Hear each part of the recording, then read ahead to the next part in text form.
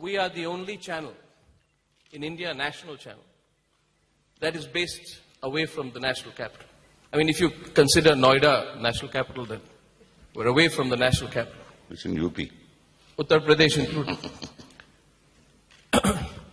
The advantage I have often asked myself of what is the fun of being in Mumbai for a journalist?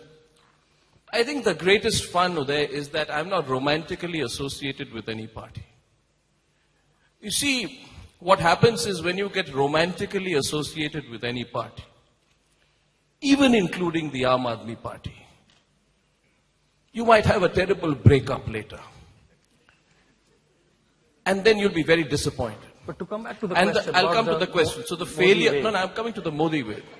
I'm saying that, you see, I have always believed, on a very serious note, I don't care too much about what politicians think. Mr. Jawaharlal, don't mind. And so my distance from the politicians is both physical and psychological. This applies, Uday, also to Mr. Modi. So when we speak about Modi and Modification and all, I believe it's very strange that we in India are overawed by politicians. We get very influenced by them. We begin to believe that we follow exactly what they say, they do, and we forget that we also need to do something. To rebut your question, I'll give you 3 examples. And by the way, I'm not cynical about this profession. I am very, very, very, very optimistic about this profession. I believe that, but everything that Gurbir has said, I think the next 10 years are going to be terrific for India, especially for news television. But I would like to caveat that by saying that this time, Modi didn't tell us to cover Muzaffarnagar. Modi didn't tell us to ask that Principal Secretary Home Anil Gupta why he said when 32 children died in Muzaffarnagar, he said that, you know, children don't die in Siberia, people don't die in Siberia, what are you complaining about? Modi didn't ask us to ask that question. Modi didn't tell us to send a camera behind Azam Khan while he was having that holiday in Venice on government money, or question why Salman Khan is shaking a leg at sci-fi. These are not stories that Modi asked us to do. Modi was an interesting character in a very unipolar election. And frankly, the emphasis on Modi was very great, also because there was no competition, as Rajdeep rightly says. There's no competition in this election. So the focus principally becomes on one character.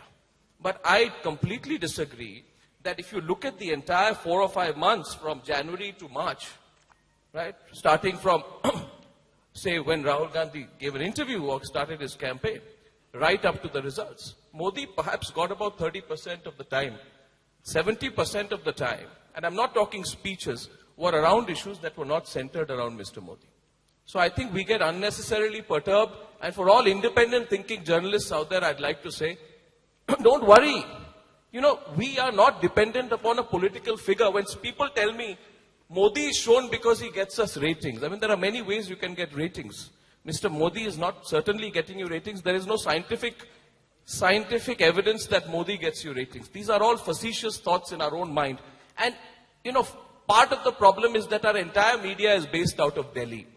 And a lot of the journalists and a lot of the editors get too close to the people in power, or want to be close, or worry what will happen if somebody comes. What if somebody goes? What if we have a breakup with someone? When you break your mind out of that set, you actually make yourself independent as a journalist. So I think our group of people in Lower Parel are doing that every day. As far as we are concerned, we're neither overly impressed or worried about a Modi wave. Thank you, Arnab.